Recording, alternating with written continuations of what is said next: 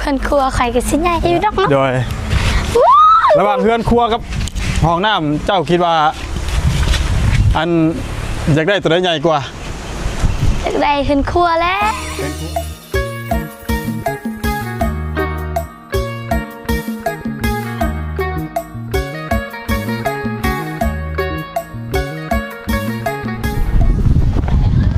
ครับทักทายสวัสดีและสบายดีเด้อเป็นพี่น้องทีเบอร์จุกุนเป็นทางฝั่งไทยฝั่งลาวต่างประเทศทั้งหมดครับยินดีต้อนรับสู่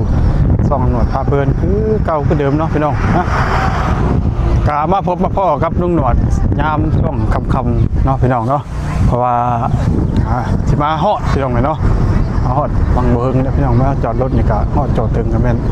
เสนอตัวเลยพี่น้องเนาะก็สู่ทางเรือนของน้องไซเพิ่นพี่น้องวันนี้ก็ได้เนาะมากะก็แล้วยังอยู่คือคงเพิ่นก็คือสิบ่อยู่คือเก่าเนาะพี่น้องเนาะเพิ่นก็ไปเรียกงานเนาะก็สิอยู่แต่แม่กับลูกเพิ่นพี่น้องเลยเนาะก็เข้าไปอัปเดตในเบิ่งพี่น้องเนาะให้พี่น้องพ่อแม่พี่น้องที่เบิ่งไปส้มกันอีกเทื่อเนาะก็ลุงหนวดก็ชื่อเป็นของเนาะเป็นพวกอะไรเนาะพี่น้องก็ที่แต่ว่ามื้อนี้มาค่ำก็ยังบ่มีหยังมาเนาะพี่น้องเนาะกับเป็นมื้อใหม่พี่น้องเพราะว่า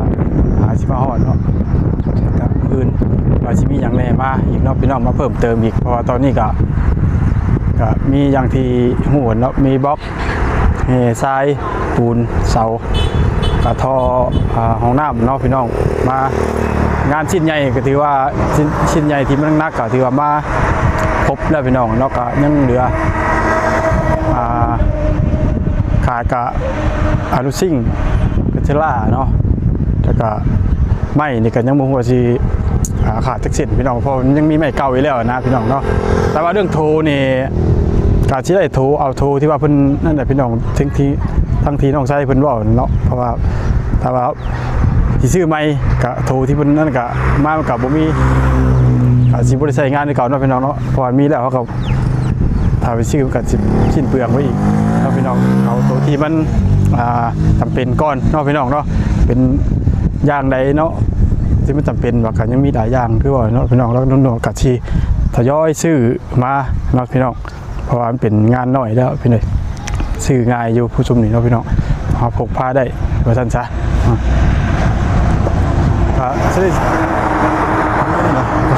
เกินผ่านคอยยินเนาะพี่น้องอันใดก็เดียวขึ้นไปตามไปไทยเนาะไปเบิ่งไปชมกันทั้งอีหลาไซเพิ่นเนาะพี่น้องเนาะ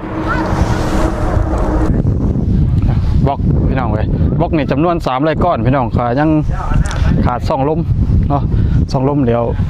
ลุงหนวดก็สร้างกันแล้วมื้อน่ะแต่ว่าเพิ่นอาจสิลืมเนาะพี่น้องก็บ่เป็นหยังเพราะเดี๋ยวใส่ไปซื้อตามนั่นก็เฮาใส่รถมาเองก็ได้พี่น้องเพราะมันเบาได้พี่น้องเนาะดำ10ก้อนหรือว่า10หนาสิอยู่ประมาณ10ก้อนหรือว่า12ก้อนเนาะพี่น้องเนาะเป็น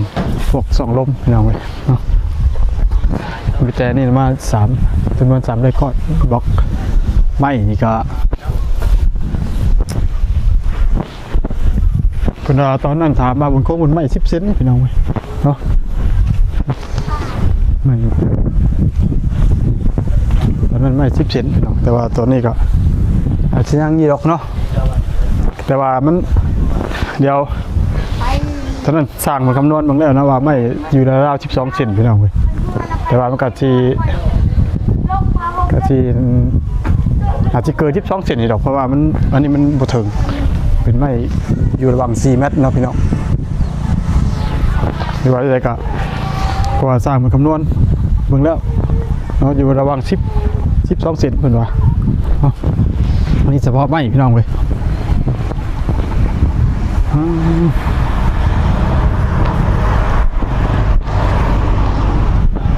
ห้อยฝนตกว่าเนาะที่ว่าตกแต่เมื่อก่อนเป็นร่างเวลาคือให้ไม่ฝนตกพี่น้องเสา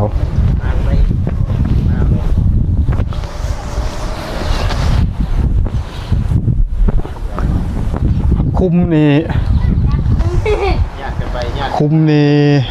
ตามที่ลุงหนวดสังเกตเบื้องนี้หนาที่จะซอลงอีกได้พี่น้องเลยพร้อมชิบุลม ะว่าท่อที่โตที่ตำรวจซื้อมาหลังที่ใหญ่เบิ่งคือสิหนากว่าคือสิใหญ่กว่าเด้อพี่น้องเว้ยเนาะเบิ่งความหนามันน่ะพี่น้องคือสิใหญ่กว่าตัวนี้ แต่ว่าตัวนี้ต้องคุมต้องได้เซาะอีกเบิ่งเนาะ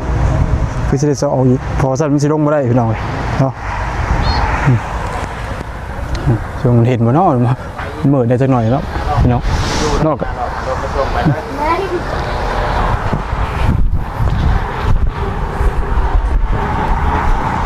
พี่น้องก็จะหน่วยก็จะเอาขึ้นขาจะได้ราวประมาณ70 เซนเนาะเพราะว่าง่ายขึ้นสูงหลายก็ไม่ได้เปิดประตูหน้าต่างไม่ได้พี่น้องเลยเพราะว่าเงินเป็นต่ำทำเงินใหญ่เพิ่นเนาะ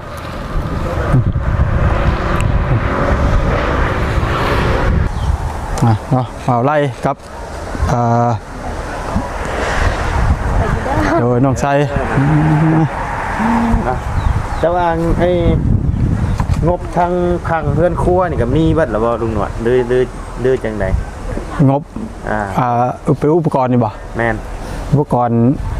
ตอนนี้เด้อลุงหนวดสิได้ที่เกี่ยวกับห้องน้ำเพื่อนครัวเนาะ โดย ก็มีท่อมีบล็อกทรายปูน แต่ว่าพังเพื่อนครัวนี่พังนั่นนี่มันต้องเป็นไม้โซล่านะ แม่นแต่ที่นี่แหละที่ยังขาดเรือตอนนี้นะอนุชิงเนาะ โดย แต่กาไม่48จีตีใช่ครับ แม่นยังเดือลายอยู่เด้ โดย แล้วก็อันรวมไปทางห้องน้ำเพื่อนครัวนี่เพิ่นเอาน้ำจักรลาดหน่อย เพิ่นเอาน้ำรั่วเพิ่นว่าน่ะ10 ล้าน ลาด โดยแต่ก็แจ้งทั้งบาวตูนเพิ่นแล้วว่า ทางวัดตูนเพิ่นเนาะ โดยว่า10 ล้านบาวตูนว่าพอใจบ่เพิ่นก็ว่าโอเค โดย เพราะว่าตอนที่เว้ากันกับสร้างเหล่เพิ่นเนาะเว้ากันหลังไม้น่ะเพิ่นว่า11 ล้าน เป็นล้าน โดยแล้วที่ตำรวจขอต่อ9 ล้าน โดย อันนี้หลังไม้ 9 ล้านเพิ่นว่าได้ใด เพิ่นว่าเพิ่นยอม เพิ่นยอม โดย เพิ่นยอมให้หรือว่าเพิ่นยอมได้ใด คือแบบว่ายอมแพ้ ยอมแพ้ คือราคานั่นเพิ่นว่าเพิ่นก็มันบ่แม่นมีแต่ห้องครัวอย่างเดียว โดย มันก็มีทั้งของคือที่นี่เสนอลุงโหนดเสนอไปว่าพร้อมใช้งานดิ โอ้พร้อมใช้งานเลย โดยพร้อมใช้งานแต่ว่า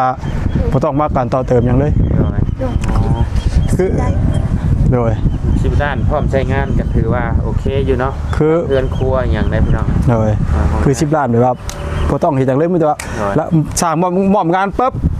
เขาว่าพื้นของน้ำเขาทายได้ของครัวก็ให้กินพร้อม โดย เพราะว่าเพิ่นก็ทั้งเทพื้นเทพีนเนาะทุกอย่างเด้นี่ก็เลยว่าท่านละขอ10 ล้านเนาะเลยก็ได้ก็ได้มา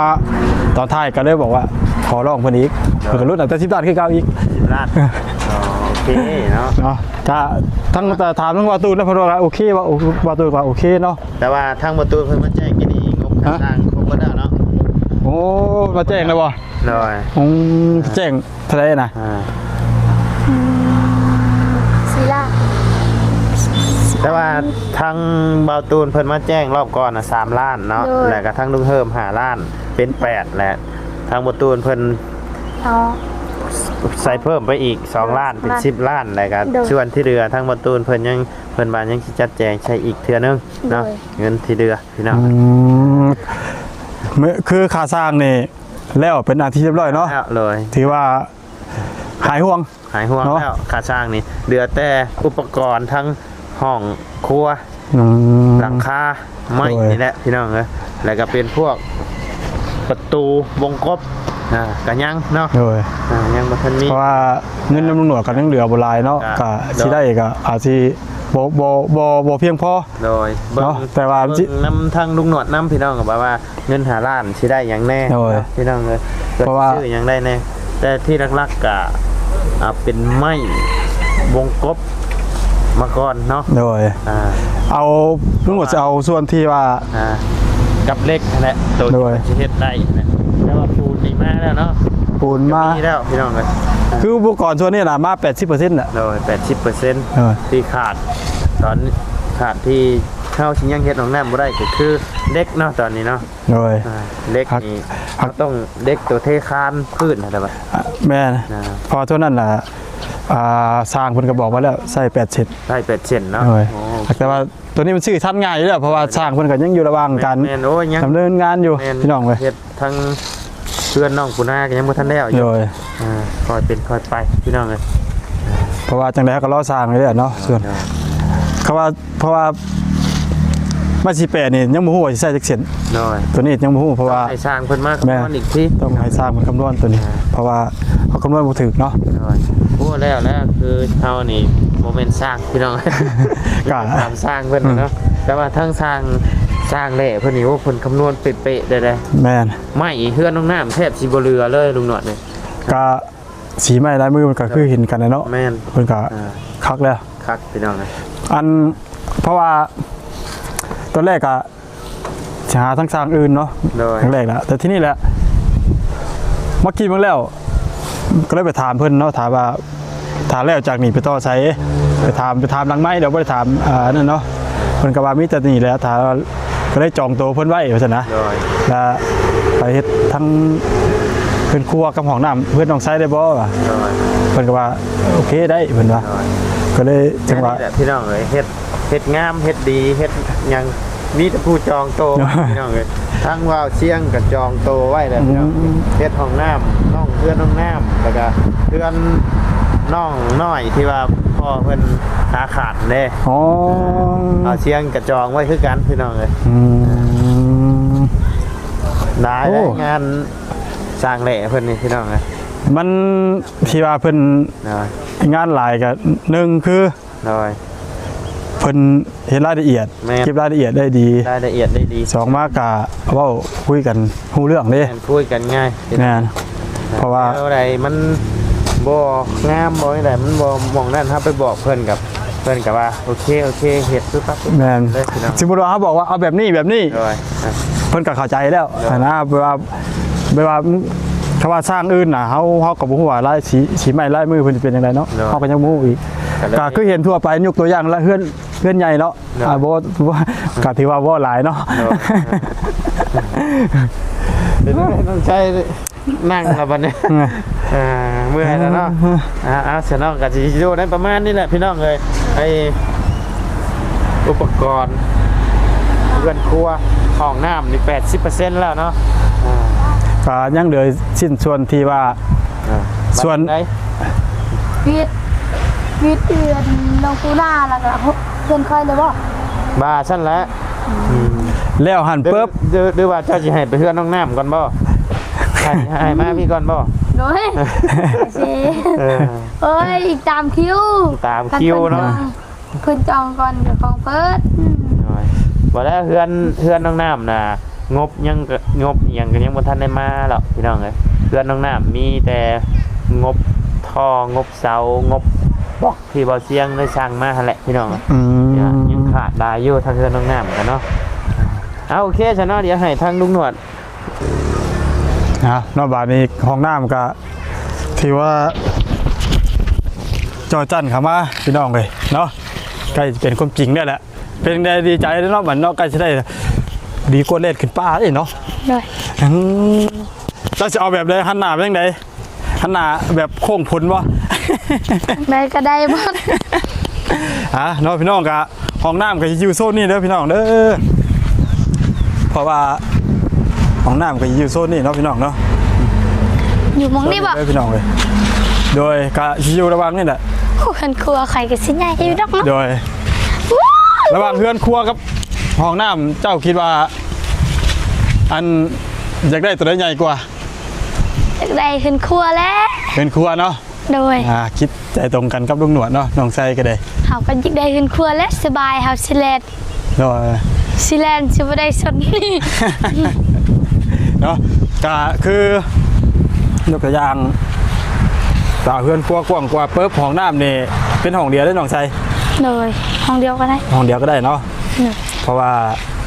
ถ้าว่าสิเป็นห้องน้ำห้องอาบนี่ถ้าคือครัวนี่ก็สิแคบเด้ โดย ก็สิแคบลงมาเพราะว่าแบ่งครึ่งเด้ โดย ถ้าว่าเฮาย่นจากห้องน้ำเข้าไปเอาเป็นเฮือนครัวอาจจะเป็น4เมตรหรือว่า3เมตรปลายจังซี่ก็มันก็สิได้กว้าง โดยลุงเฮ็ดแบบใดใครเอาแบบนั้น ทางว่าตูนเพิ่นมาแจ้งงบเด้ โดย แจ้งเพิ่นแจ้งให้ว่าครบเรียบร้อย โดย เนาะเดี๋ยวทางว่าตูนก็ได้มาแจ้งสมทบเรื่องของน้ำแบบว่าค่าสร้างอะไรพี่น้องเลยเนาะก็คือว่าครบแล้วพี่น้องเลยแต่ว่าเรื่องอุปกรณ์ เป็นยังวะ เนาะพี่น้องก็ตั้งหนวดเป็นคนรับผิดชอบพี่น้องเลยแต่ว่าลุงหนวดชื่อจำนวนที่ว่าเงิน15 ล้านเบิดแล้วของอุปกรณ์ที่ยังบ่ครบก็ตัวนี้ก็เบิ่งกันอีกที่หนึ่งเนาะว่าที่บ่พอหน่อยหรือว่าบ่พอหลายพี่น้องเพราะว่ามันลุงหนวดคิดว่าจังไดก็บ่พออยู่แล้วพี่น้องเลยเพราะว่าเพิ่นไม่เซล่านี่ก็ยังบ่ฮู้เนาะว่าสิใช้จักแผ่นแต่ว่าต้องให้สร้างมันคำนวณพี่น้องเลยแต่ว่าลุงหนวดสิเอาส่วนที่ว่ามันให้เพิ่นใช้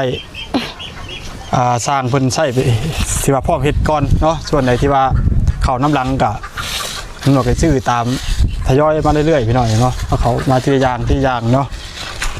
แต่ว่าบื้ออื่นก็สิมีแนวไม้ดอกบื้ออื่นนี่ก็แต่ว่าก็ยังบ่ฮู้ว่าสิเป็นส่วนใดบื้ออื่น แต่ว่ามื้อนี้มันค่ำเนาะหาสิมาบ่ทัน เป็นยัง ก็เลยยังบ่ได้ซื้อหยังมาแต่บ้านนี่ก็จั่วมานี่ลงเลยนี่น่ะ เดี๋ยว คิดเบิ่ง ลุงขึ้นมาไวแท้ ฮะ ลุงขึ้นมาไวแท้ ลุงก็มาไวบ่โอ้ยยันเจ้าบ่มีหม่องมันถ่ายแล้วนี่เล่ง เล่งภาพตกผลลงมาเจ้าสิลำบาก โดย เจ้าสิเบิ่งนอนนี่พี่อาจสิก็พูดกันไปพุ่นกับไกลกับค่ำกลางคืนเนาะแล่นลงเขาป่าพี่กับพี่พิซ่าพี่น้องเว้ย นี่เขาย่านพุ่นข้างๆพุ่น ฮะ ข้างๆคอยก็ยันพวกค้ามนุษย์จักค่อยสิไปทางใด แม่นบ่เนาะบ้านพวกก็บ่มี ปากอีหลี ผู้หญิงอุ้มขึ้นรถตู้แล่นเลย ขี่ไปสิไปเข้าอยู่ห้องน้ำก็ไกลย่านพี่ห้องน้ำ คำกลางเว้นใครอยู่เนาะโต กลาง ลำบาก คืนบ่มีไฟคันมีไฟเสือคอยบ่ได้ย่าน เลย จักสิไปทางใดให้หมู่เฝ้ากับหมู่ก็แม่นแหละ ฮะอดใจรอเด้อสร้างแหล่เพิ่นกะลุงหนวดกะทั้งประตูเพิ่นกะได้แจ้งไว้แล้วเนาะพอใจใน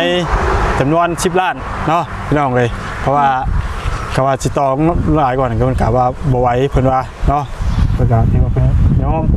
กะเลยได้แต่10 ล้านเนาะพี่น้องก็ที่ว่า10 ล้านเนี่ยมันกะบ่มีแต่เงินครัวเนาะพี่น้องก็ถือว่าเม็ดเสร็จพร้อมใช้งานเลยแหละเนาะเพราะว่าความกว้างมันนี่ก็3 เมตรถึง3 เมตร50พี่น้องเลยเนาะก็ถือว่ากว้างอยู่เด้แล้วก็สุดเลยเนาะ6 เมตร3 เมตร ลุง คูณ6 เมตร ห้อง ก็ว่าได้ น้ำป เนาะ ระ พี่ มา น้ ณ อง สำไรประมาณสำนี้บ่ ก็กว้างอยู่ได้พี่ทางเงินใหญ่นี่แต่ว่าตำรวจเขาจะตัวนี้นี่สิเอาขึ้น ลุง ลุงมันห้องเงียบเนาะพี่น้องเด้อ ลุงห้องน้ำก็สิเป็นประมาณใดกว้างสำไร ฮะ ห้องน้ำประมาณ10 ปอนด์ใด ก็บ่ห้องน้ำมันตัวนี้บ่ แม่นเป็นประมาณนี้บ่นี่บ่ ขนาดที่อยู่ระหว่างนี่เนาะ ถือประกวางเติบห้องน้ำไป กว้างอยู่เด้พี่น้องเอ้ยแต่มันบ่มีเม็ดนี่มันน่ะเบิ่งตาเปล่าจากนั่นได้สักหน่อยเนาะ อยาก บ่ได้ประมาณสำนี้บ่ บ่มันต้องอยู่ระหว่างพี่น้องชาย โดยประมาณนี้เนาะ ย้ำมาอีก นี่บ่ บ่ไปพี่ไทยพูด นี่บ่ โดยต้องอยู่ระหว่างแถวนั่นแหละ กว้างดีสำนี้ นั่นแหละแล้วมันก็เฮือนครัวก็อยู่ระหว่างนี่เนาะก็ถือว่าโอเคอยู่พี่น้องประมาณอาจจะอยู่ประมาณ4 เมตรเนาะเฮือนครัวนี่ที่ว่า3 เมตรปลายพี่น้องเอ้ยเพราะว่าเฮือนใหญ่เพิ่นก็มีแต่6 เมตรเนาะแล้วเป็นจังได๋แม่เจ้าน่ะคือว่าเมานั่นน่ะหายไข้แน่แล้วบ่ โดย แล้วลุงเจ้าที่ว่าอันรถซนได้ฮะ คล้ายๆแล้ว ไข้แน่แล้วบ่ โดย แต่ว่าอาการก็บ่ได้เป็นไดเนาะเพราะคือเรายังไงดังนะ ฮะ เฮ็ดดัง ใช่ เล็บ อะไรค่อย บ่ทั้งพ่อเจ้ามาบ่ มาแล้วก็ไปเอง มาแล้วก็ไปอีกเนาะหักโทรสวมยังบ่เห็นเนาะพี่น้องเดี๋ยวมื้ออื่นจะเอามาพี่เด้อโทรสวมเด้อ โอ้ โถทายเด้อ อ๋อโดย บืนเดี๋ยวเอาลงมาไว้พี่ก็ได้บืนนะเนาะยังไงหักแต่ว่าตัวนี้นี่สิได้ซอด้วยนี่น้องใส่เอ้ย ตัวไหน คุมนี่ อ๋อ คุมนี่สิได้ซอเด้ โดย เพราะว่าท่อที่ว่าลุงหนวดบ้านน่ะมันสิใหญ่มันสิหนากว่าเด้ โดย ถ้าว่าลุงนี่ลุงหนวดคิดว่าบ่ล้ม อารมณ์ แม่นเพราะมันก็คุมมันสิยังแบบว่ามันแหลมลงน่ะคุมนะ เลย พอปากมันกว้างแต่ว่าลงไปทั้งกันก้นมันล่ะมันจอมพี่น้องเลยคล้ายๆก้นหวนเนี่ย อันนี้ก็อันนั้นก็โพดนี่ ฮะ พอเขาโพดอันนั้นโพด ก็เดี๋ยวซอไม่ก็ได้ไม่ใช่ปัญหาตัวนี้เนาะ บ่มีปัญหา โดยบ่มีปัญหา ห้องน้ อย่างทักอย่างเนาะยิ่งจ่อมานี่ทางเพิ่นกะผู้ได้พี่น้องเลยเนาะถ้ามีแต่ว่าเพิ่นเฮ็ดทั้งของน้ำเพื่อนน้องปูหน้าแล้วเพิ่นสิมาต่อพี่เลยพี่น้องเลยเนาะ ำโอ้โหโอ้ อืม อ้าว ว้าวโตเลือกแจ็คแมทเจ้าแท้กี่บ่นี่แม่นหาชิป เขาประมาณนี้อยู่นะ เนาะแม่นหาชิปพี่น้องเลย เบิ้งสีดงกันไหมลงให้สิขึ้นอะไร ฮะลงไปรถขึ้นมาได้หลายบาทนี่ตัวไห้ลงกับลงบาทนี่เอ้า เอ้าพี่น้องตัวไห้ลงกลุ่มกับลงกันนี่เนาะโอ้ยเนี่ยตัวไห้ลงสางเพิ่นว่าพี่น้องเลย คนคือคอยบ่ตายง่ายดอก เนาะ ได้ เอาถามว่าเฮ็ดมันยึดมันใหญ่ก็นี่เอาเป็นได้หลายบาทนี่เป็นห้อยปูน เฮ้ยลูกอะไรตัวไอ้คอยลูกจับนี่ ตัวไอ้ต้องสางลงไปน้องเอ้ยเนาะ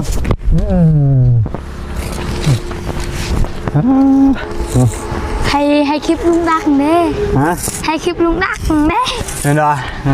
เนาะขอบมุกขอบใจทั้งน้องชายเพิ่น ลุงสิเขามาขอบใจทั้งคอยได้นะไร เอาก็เจ้าอวยพรอวยใส่ให้ลุงเนาะ บอกเขาว่าอะไรพอดคือว่าซื้อ ใครว่าให้พ่อแม่พี่น้องเบิ่งคลิปคอยได้หลายลุงก็สิได้ดักสิได้มีเงินนำเพิ่นจักเทื่อ เนาะตอนนี้ยังได้ก็ยังมีอยู่ได้ก็บ่ทันได้ สู้ๆเด้อ โดย จึงไหนก็สิได้เองอยู่ดอก อดใจรอไปก่อน โอ้เปิดสิได้นี่จักยามใดเนาะพี่น้องกับแนวสิขายแนวขายก็เบิดแหละสิขายหยังบาดนี่ขายข้าวก็เบิดแหละ ขายส่งสลิป เอ้ยเนาะขายส่งสลิปว่ะส่งซื้อตัวเดียวเมียซื้อให้ซ้ำกันได้ เฮ้ยเมียซื้อให้ส่งสลิปก็อวดเนาะ น้องใช้กับมีแต่ ถ่าทั้งสร้างเนาะ น้อย ทางเพิ่นกะเลี้ยวเพื่อนน้องผู้หน้าเพิ่นมาต่อกันเจ้า แต่ว่าก็อีกบ่เฮิงดอกอีกบ่เกิน4-5 มื้อเนาะพี่น้องเอ้ยคิวระหว่างนี่แหละเพราะว่าจบจากหันปุ๊บเพิ่นก็มาต่อนี่ปั๊บเนาะน้องๆก็สิเอาอุปกรณ์ส่วนที่ว่าสิ้นส่วนเนาะว่าซั่นซะสิใช้กับ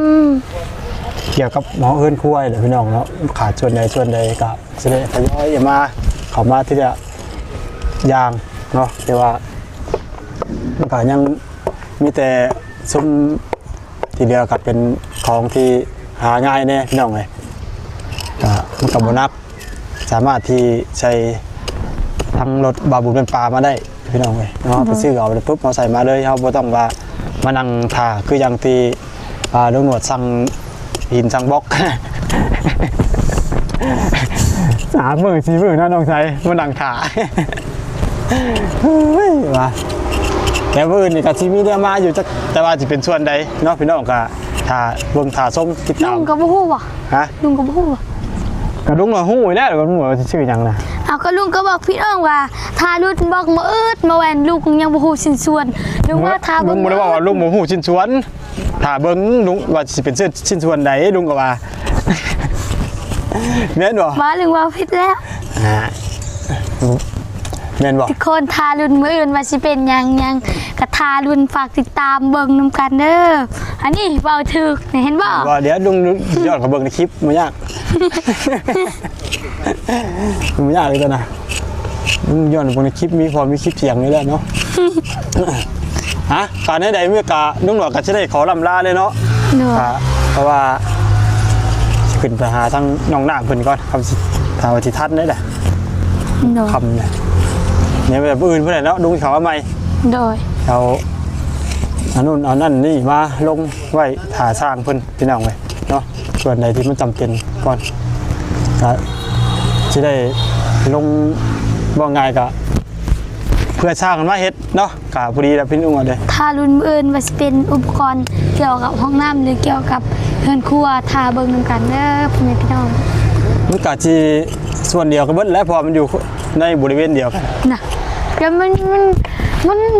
ต่างแล้ว อยู่ต่างแบบไหน ก็ต่างกันแหละ มันอยู่บริเวณเดียวกันได้ของหน้าคือโคตรติดกันได้น้องชาย ก็มันต่างกันมันต่างชิ้นส่วน ฮะ อันนี้เห็นบอกเห็นครัวบ่มีเหล็กห้องน้ำมีเหล็กเด้มันก็ต่างกัน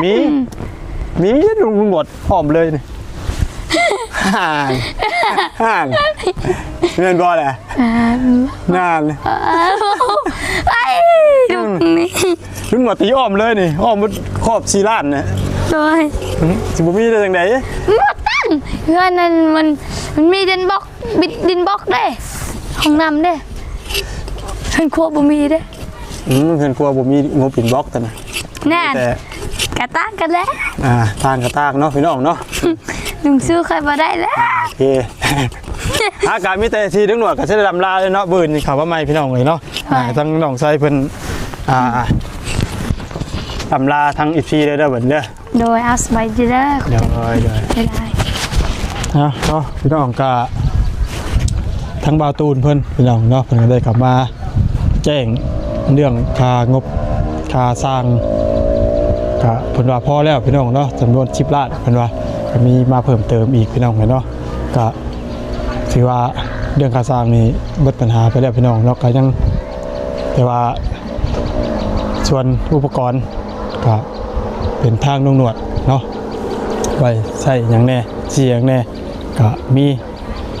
ก็ยังขาดเรือนี่ก็เด้อพี่น้องไม่48เนาะที่ว่าสิตีพาเซล่าเนาะอ้อมแล้วก็2เล็ก3เป็นท่อ UVC แล้วก็4ก็คือเป็นแผ่นอลูซิ่งมุ้งเนาะพี่น้องก็ยังมีอีกอย่างเนี่ยเนาะก็ที่ขาดหลายอย่างแต่ว่าตัวไม่48นี่ยังบ่ฮู้ว่าใช้เสียงพี่น้องเพราะว่าตัวนี้นะท่านหนวดก็คำนวณบ่ถูกเนาะว่าต้องถามทราบเพิ่นเนาะว่าเพิ่นใช้จักเส้นเนาะพี่น้องก็ฮู้แต่ไม้ส่วนที่เป็นไม้อันสีนัวขาวข้อ2คือไม้12เซนเนาะพี่น้องเนาะส่วนนี้ก็ฮู้แล้วแต่ว่าตัวไม้48ตำรวจยังบ่ทันฮู้พี่น้องเราเพิ่นสิใช้เส้นรอถามสร้างเพิ่นแต่ว่าเล็กนี่จำนวน8เซนเนาะท่อ VC UVC นี่ก็